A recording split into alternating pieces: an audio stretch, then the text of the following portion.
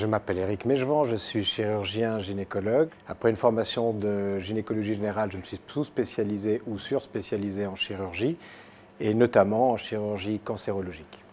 On peut pratiquer toutes les interventions chirurgicales au robot. Reste à savoir maintenant s'il y a une indication à tout faire au robot. Les principales indications en chirurgie gynécologique, je les verrai essentiellement pour les chirurgies du cancer, notamment le cancer de l'utérus et le cancer du col de l'utérus, puisqu'il faut faire une dissection très précise, notamment dans les espaces que l'on appelle rétropéritonéaux.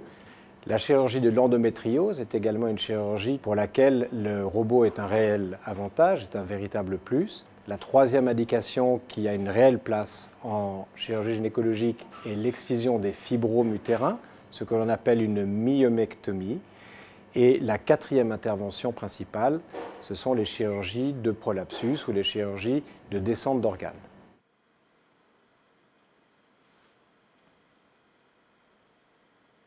L'endométriose est une pathologie bénigne mais extrêmement fréquente, souvent méconnue, de la femme. Elle est cliniquement manifestée par des douleurs extrêmement intenses, notamment pendant les règles, et elle peut à terme, lorsque le diagnostic n'a pas été posé ou suffisamment tôt, générer des problèmes d'inflammation chronique, de cicatrices dans le bas-ventre et des problèmes d'infertilité chez certaines femmes.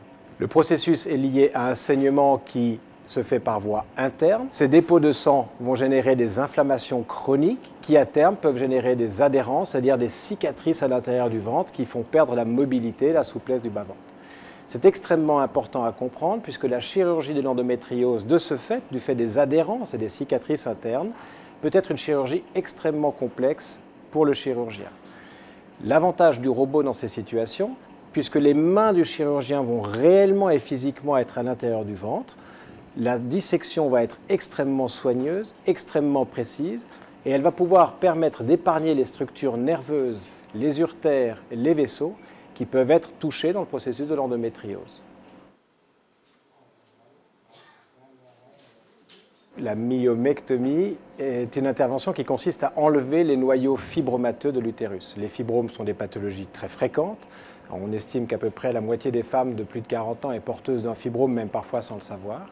Mais souvent, ces fibromes peuvent générer des douleurs, des saignements extrêmement importants, dans de rares situations, des problèmes d'infertilité également. Il est important d'identifier les fibromes puisque selon les symptômes, on peut facilement les traiter. La chirurgie du fibrome est une chirurgie qui peut être complexe et difficile pour plusieurs raisons. La première, c'est que c'est une intervention qui peut être amenée, qui peut conduire à des pertes de sang assez conséquentes.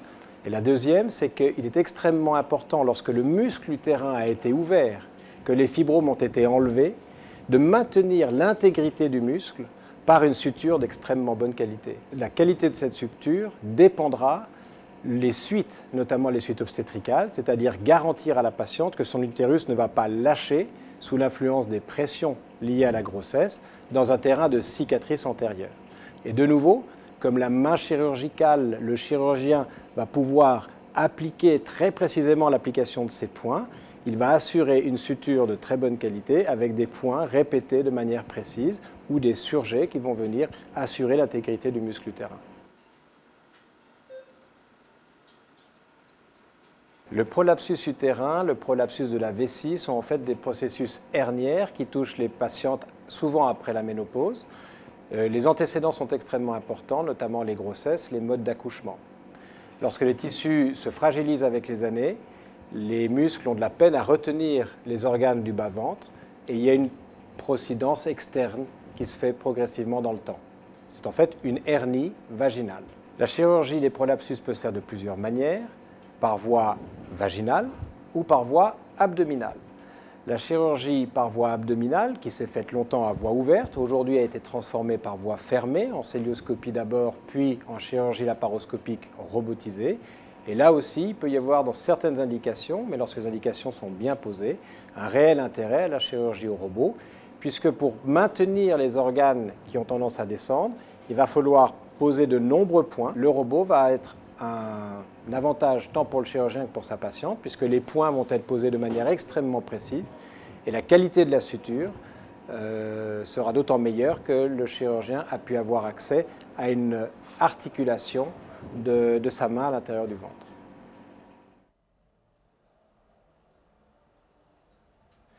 Je crois que plus la chirurgie est compliquée, plus le robot devient intéressant.